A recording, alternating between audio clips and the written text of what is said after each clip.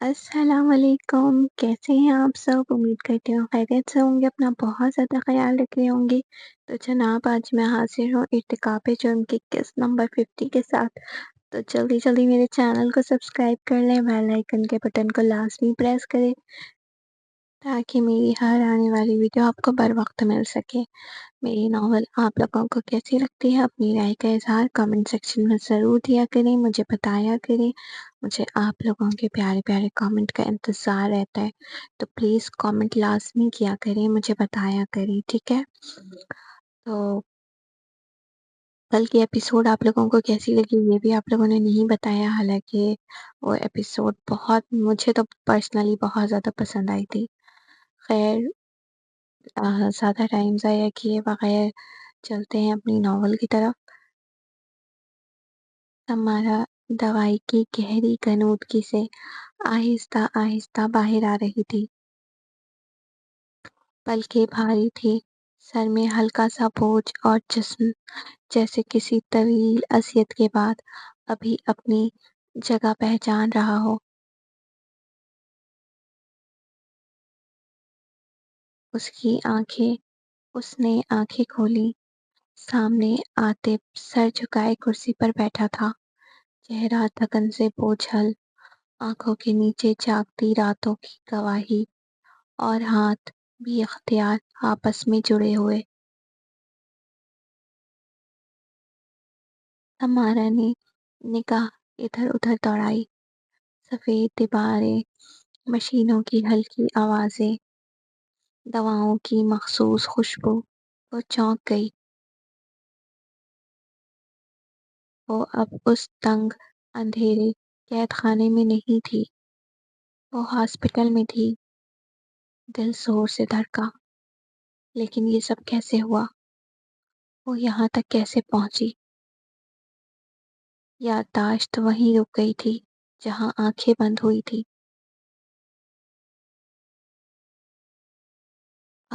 عاطف، آواز کمزور تھی، مگر اس ایک لفظ میں سارا خوف سمٹ آیا تھا۔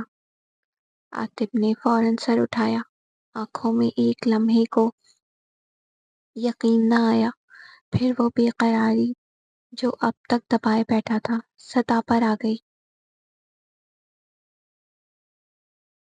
سمارا، وہ جلدی سے بولا، آواز میں لرزش صاف تھی۔ ہاں بولو، میں یہی ہوں، تمہیں سن رہا ہوں۔ اس نے آگے جھک کر اسے غور سے دیکھا، جیسے ڈر ہو کہ وہ پھر آنکھوں سے اوجھل نہ ہو جائے۔ سمارا نے کمزور سی سانس لی۔ وہ جانتی نہیں تھی کہ اس کے ساتھ کیا ہوا، مگر یہ جان گئی تھی کہ وہ اب اکیلی نہیں تھی۔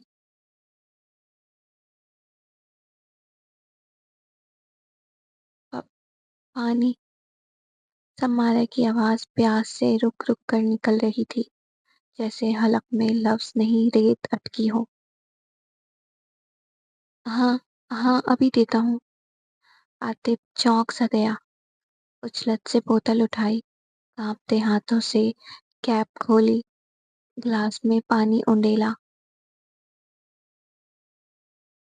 پھر آہستہ سے سمارا کو سہارا دے کر بٹھایا، اتنی نرمی سے جیسے وہ شیشہ ہو اور ذرا سی جنبش ٹوٹ سکتی ہو۔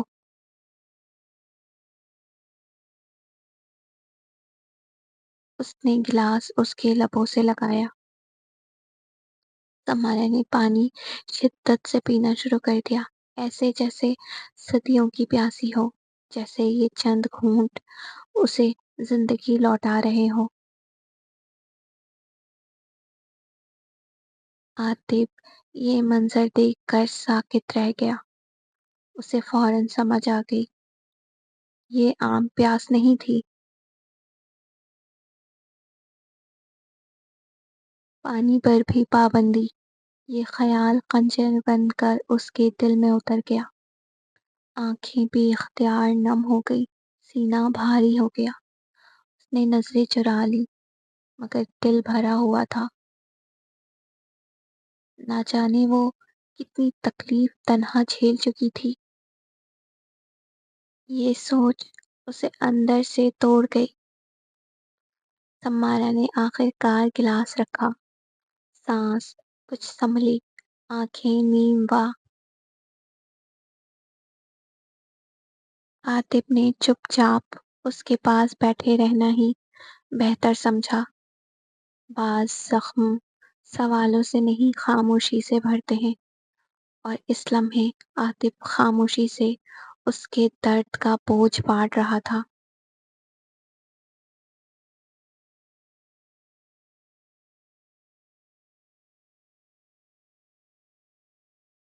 اندھیرے بوتیک بند کرنے ہی والی تھی کہ اس کے موبائل کی اسکرین اچانک جگمگا اٹھی۔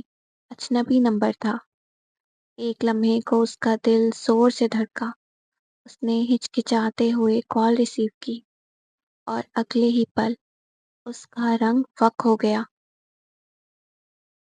ہیلو۔ دوسری طرف سے جو آواز آئی وہ سننے کے قابل نہیں تھی، وہ برداشت کے بھی قابل نہیں تھی۔ موبائل بے اختیار اس کے ہاتھوں سے پھسل کر زمین پر جا گرا۔ نہیں، نہیں۔ اس کے لب کپ کپائے، سانسیں اکھڑ گئیں، قدم لڑکھڑا گئے۔ وہ بھاگتی ہوئی سڑک کی طرف بڑھی، کبھی ٹیکسی کو اشارہ کرتی، کبھی رکشے کو، جیسے وقت اس کے ہاتھ سے نکل رہا ہو۔ روکو، پلیز روکو۔ اسی لمحے ایک گاڑی اچانک آ کر اس کے بالکل سامنے رکی۔ بریک کی آواز اور تیز روشنی ہیڈ لائٹس سیدھی اس کی آنکھوں پر پڑی۔ وہ گھبرا کر آنکھیں بند کر گئی، ہاتھ چہرے کے سامنے اٹھا لیے۔ دل وحشی انداز میں دھڑک رہا تھا۔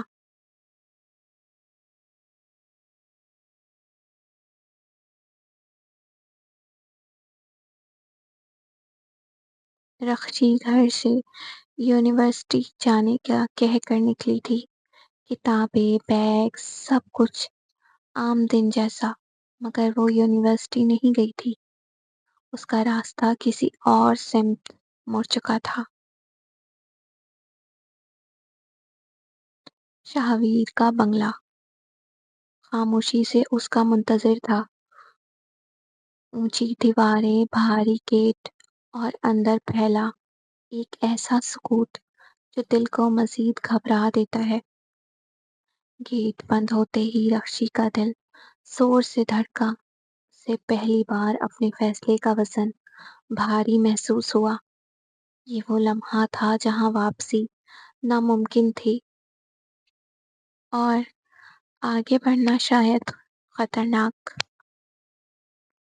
مگر رخشی آگے بڑھ چکی تھی، کیونکہ بعض احساس انسان کو روکنے نہیں بلکہ غلط فیصلے کرنے پر مجبور کر دیتے ہیں، اور رخشی کی کہانی اب اسی موڑ پر کھڑی تھی۔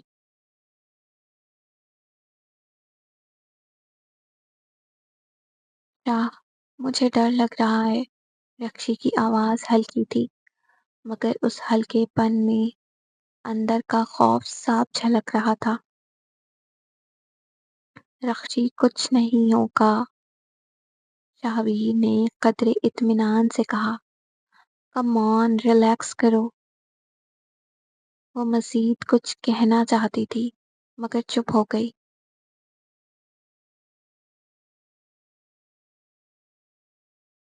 آج کے ایپیسوڈ کا اختتام ہوا۔ آپ لوگوں کو ایپیسوڈ کیسی لگی؟ اپنی رائے کا اظہار کامنٹ سیکشن میں ضرور دیجیے گا، مجھے بتائیے گا۔ میں آپ لوگوں کا ویٹ کروں گی، اور زیادہ کچھ تو میں نہیں کہوں گی کیونکہ بولنے کا کوئی فائدہ نہیں ہے۔ تو ملتے ہیں نئے ایپیسوڈ کے ساتھ انشاءاللہ۔ نیا ایپیسوڈ شاید آپ لوگوں کو پسند آئے۔ اپنا بہت زیادہ خیال رکھیے گا۔ اللہ حافظ۔